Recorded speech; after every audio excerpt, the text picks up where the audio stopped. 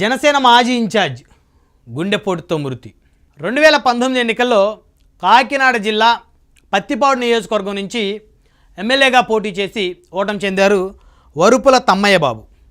అయితే 2019 నుంచి 2024 వరకు వరుపుల తమ్మయ్య బాబు జనసేన పార్టీలోనే ఉన్నారు.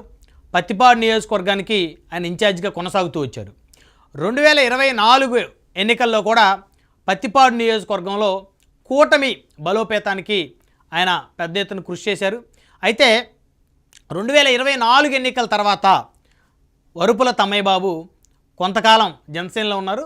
అయితే అప్పట్లో జరిగినటువంటి కొన్ని చిన్న చిన్న వివాదాల నేపథ్యంలో వరుపుల తమ్మయ్య బాబు గారి మీద జనసేన పార్టీ ఆయన్ని సస్పెండ్ చేసింది. అయితే ఆ తర్వాత ఒక కమిటీ కూడా వేసినటువంటి పరిస్థితి.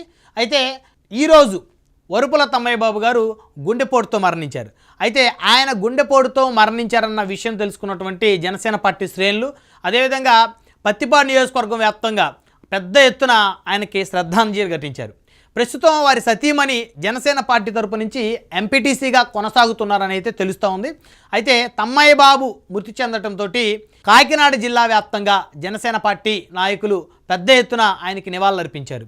ఎవరైతే కాకినాడ జిల్లా జనసేన పార్టీ అధ్యక్షులుగా తుమ్మల బాబు గారు